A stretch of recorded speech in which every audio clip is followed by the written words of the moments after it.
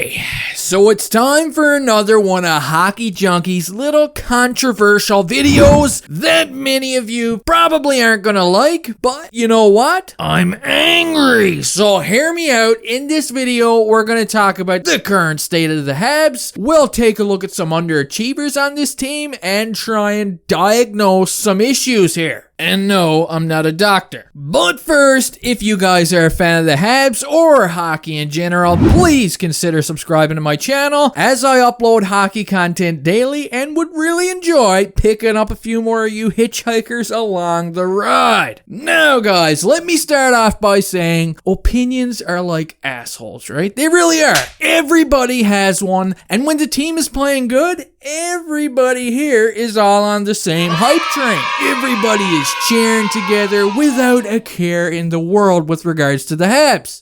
But when things aren't going well and the Habs are playing like yesterday's dog shit, that's when fans generate their own thoughts and ideas, which of course can lead to some heated exchanges with the divided fan base on what the actual issues are. So keep that in mind before you guys decide to gut me like a fish for the things I'm about to say here. Jeez. Now, things are miserable right now, no matter how you want to slice it or dice it. The Habs, they're playing like a box of chocolates. You never know which Hab team you're going to get. They play a huge statement game against the Leafs on Tuesday night, and then they go out and play like a herd of chickens with their heads cut off during the Flames 2 nights later. What gives, man? What freaking gives? Now, I'm going to show you some of their wins and losses for each month of the regular season so far, and as you can see, they started off playing great, just like that tiger from the commercials.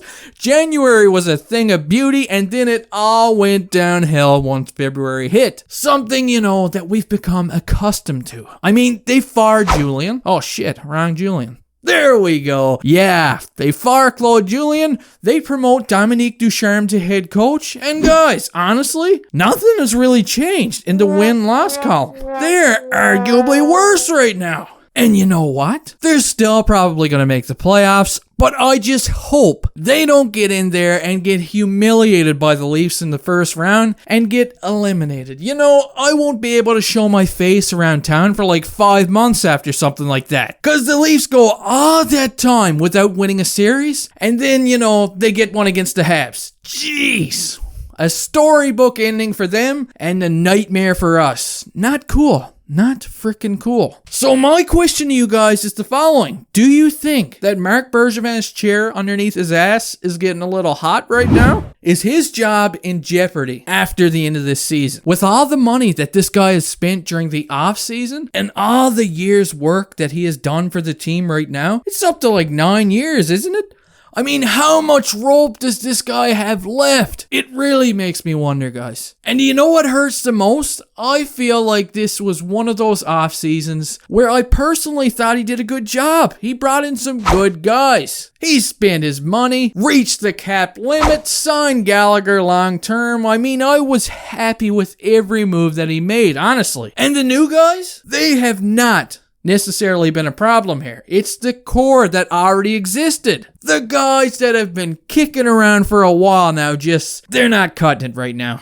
I'm disappointed in them. I truly am. So let's use Corey Perry as an example here. Alright, Corey Perry was like one of the last minute decisions to bring onto this team. The guy looked like his career may have been in jeopardy. And you know what? The Habs, they bring him in, paying him $750,000 this season. And at 35 years old, Perry has 9 goals. Now let's put this into perspective here. That's 1 less goal than Thomas Tatar at a much cheaper price, might I add. But he has more goals than Shea Weber. He has over 2 times as many goals as Phil Danault, Paul Byron, and Arturi Lehkonen. And he has over 4 times as many goals as Jonathan Drouin. And oh yeah, Perry has only played 33 games out of a possible 40. This alone, the Corey Perry experiment. This tells a tale all by itself when it comes to the veterans of this team, of course. And considering we just praised Perry, Bergevin also went out and he brought in Eric Staal right right before the trade deadline. Another old veteran, and this guy, man, I hate to break it to you, but I have not been impressed. I know it's only been a few games, but he's already been out there for quite a few 5-on-5 goals against, much more than Jake Evans. So I don't know, guys. I hate to say it, but maybe Stahl needs to sit a game or two. I don't know.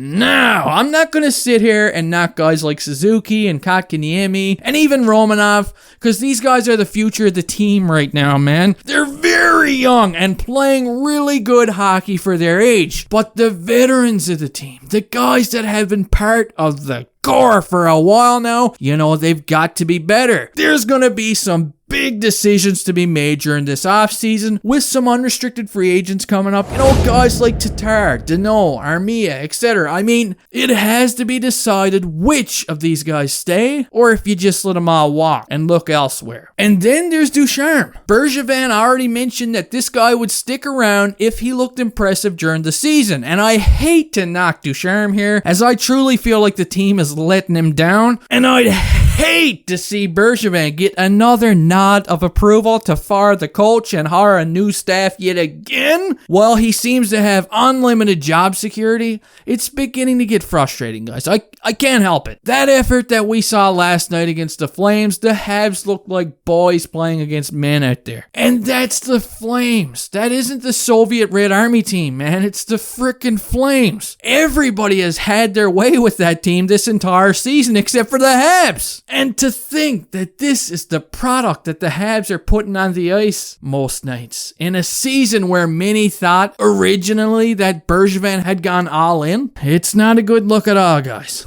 Anyway, look, my apologies. I just needed to vent, man. I needed to vent this shit out there. And I really want to know your guys' thoughts. Not only on what I said, but just the current state of the team. Let me know what you think down in the comment section. And try and have a good day. And maybe, just maybe, the Habs can do us all a favor and get back to winning games again consecutively. That does it for this video, guys. I'ma go now.